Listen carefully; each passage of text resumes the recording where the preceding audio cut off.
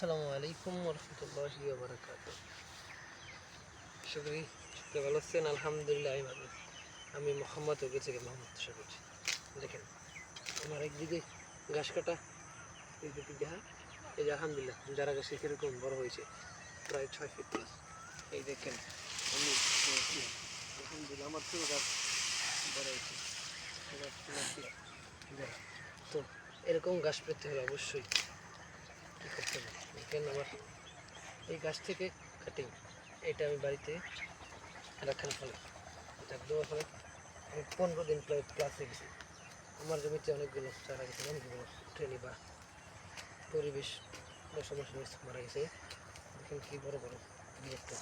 আমি সেই দূরত্ব বজায় করার জন্য আবার আমার এই চারাগুলো রোপণ করছি, ওকে আমার গাছ আরও বাম্পার তাই এখন বেশি হতে হবে, কারণ চারা উঠবে মরবে, এটি স্বাভাবিক।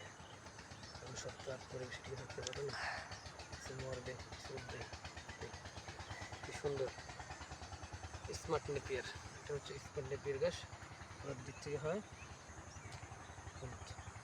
স্যার ভুট্টা খাদ দেয়, হ্যাঁ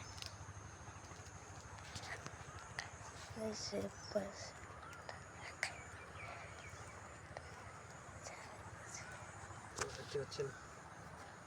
ক্যামেরাম্যান আছে আমার এক ছাত্র মোহাম্মদ আনাস, সবাই তার জন্য দোয়া করবেন। সে এখন আম্পারা করছে, খুব যদি আম্পারা শেষ করে কোরআন শরীফ নিতে পারে এবং সে ভালো একটা ছাত্র হতে পারে। তো এই একটা কাটিং থেকে আরেকটা কাটিংয়ের দূরত্ব 4 ইঞ্চি।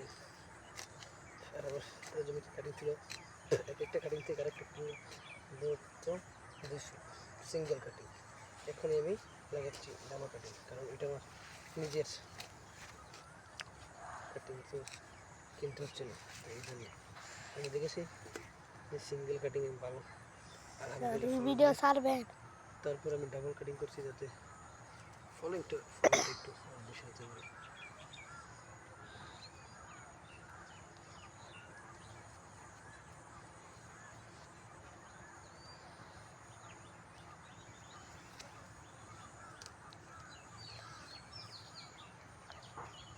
এই সুন্দর করে বিশাল মতো আমার ক্ষেত্রে আগাছা কাটি, কারণ প্রথমবার যে তোমার ছোটো বাগিনী গাছ কাটছে, ছোটো সে আগাছা পরিষ্কার করে নেই। কিছুদিন পরে আগাছাগুলো পরিষ্কার করে দেওয়া, তাহলে ফলন আলাদা হবে।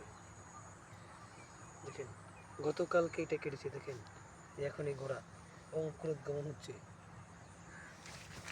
সেই যে গোড়া অঙ্কুরোদ গতকাল কাটছি, আর আজকে সকাল আলহামদুলিল্লাহ এই গোড়া একটি জায়গায় 2টি হচ্ছে অঙ্কুরোদ্গমন হয়ে গেছে। এটাই তো আলহামদুলিল্লাহ ভালো ফলন হচ্ছে।